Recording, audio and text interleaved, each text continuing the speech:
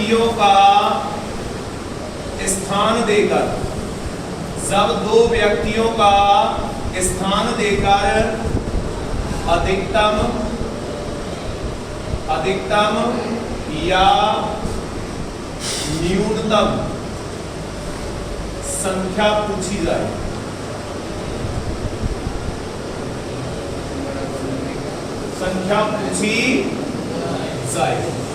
हाँ भाई इधर ध्यान दे लो, बढ़िया तरह समझ लो। तीसरी टाइप में हम बात करके बारे में बेटा, जब दो व्यक्तियों का स्थान देकर अधिकतम या न्यूनतम संख्या पूछी जाए, यानी जो कुल संख्या होती है वो कितने प्रकार की होती है? दो प्रकार की। एक तो होती है बेटा अधिकतम कुल संख्या और एक होती है बेटा न्यूनतम कुल संख्या। भाई दो व्यक्ति आपस में बात कर रहे हो, तो पंक्ति में कछु व्यक्ति एक लाइन में खड़े हुए हैं, तो दोनों में से एक जन जो बताया पंक्ति में ज्यादा से ज्यादा कितने छात्र होंगे, तो वो अनुमान लगा दो भाई ज्यादा से ज्यादा यहाँ में 80 छात्र होंगे, 80 छात्रों के ऊपर एक ना। फिर वो जो पूछेगा जो बताया हम कम से कम कितने छात्र होंगे, भाई कम से कम यहाँ में 70 तो होंगे ही होंगे, 70 से कम एक ना। तो कुल संख्या कितनी प्रकार की है गई? दो प्रकार की, अधिकतम कुल संख्या, न्यूनतम कुल संख्या। कुल संख्या जो होती है हमारी वो कितने प्रकार की होती है? दो प्रकार की होती है। एक तो होती है बेटा अधिकतम कुल संख्या और एक होती है बेटा न्यूनतम कुल संख्या। और अधिकतम कुल संख्या अगर हमसे क्या पूछी जाए, अधिकतम कुल संख्या पूछी जाए, तो अधिकतम कुल संख्या के कार्य कुल संख्या क्या होती है? टी बराबर क्या होता है बेटा? L plus R plus L. अधिकतम कुल संख्या पूछी जाए तो हम फॉर्मूला टी बराबर का लगाएंगे L plus R plus N. तो यानी पता टी का देंगे टोटल नंबर यानी कुल संख्या। टी का मतलब होता है टोटल नंबर यानी कुल संख्या, और एल का मतलब होता है लेफ्ट से स्थान, लेफ्ट यानी बाएं से स्थान, और आर का मतलब होता है राइट, राइट से स्थान यानी दाएं से स्थान, और एम का मतलब का दे बेटा मध्य के छात्र। एम का मतलब का दे बेटा मध्य के छात्र।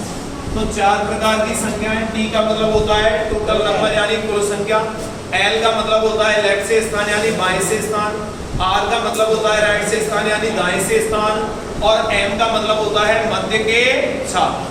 और हमने पहला फॉर्मूला क्लियर करो बेटा, अगर हमसे पंक्ति में बैठे हुए छात्रों की का पूछी जाए, अधिकतम कुल संख्या पूछी जाए, तो अधिकतम कुल संख्या के काजे हमारा फॉर्मूला टी बराबर क्या होता है बेटा? एल प्लस आर प्लस यानी बाएं से स्थान प्लस दाएं से स्थान प्लस मध्य में बैठे छात्रों की संख्या हम जोड़ दें तो पंक्ति में बैठे हुए छात्रों की का लिख जाएगी अधिकतम कुल संख्या लिख जाएगी। या में कंडीशन कैसे होंगी? जैसे दो व्यक्ति हैं, कौन कौन है बेटा? ए और बी। ए का बाएं से 10वां स्थान है और बी का दाएं से 8वां स्थान है। ए का बाएं से 10वां स्थान है और बी का दाएं से 8वां स्थान है, तथा इन दोनों के मध्य में कितने छात्र बैठे? 5 छात्र बैठे। तो बताइए पंक्ति में कुल कितने छात्र हैं? कुल संख्या पूछी है तो टी बराबर होता है एल प्लस आर प्लस, तो 10 और 8 18 और 5 कुल छात्र कितने आएंगे? अधिकतम कुल छात्र हम कितने आएंगे? 23 है।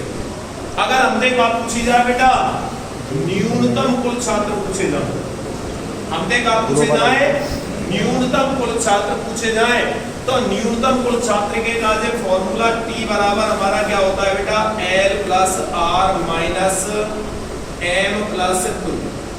टी बराबर क्या होता है बेटा? L plus R minus M plus 2।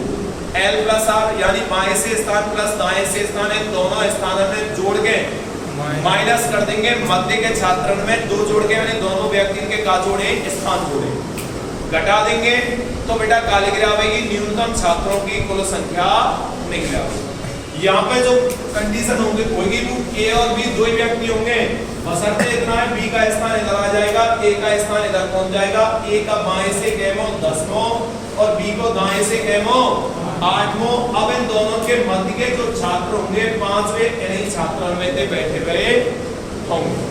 तो ऐसी स्थिति में न्यूनतम छात्रों की का लिख रहे बेटा? कुल संख्या लिख रहे।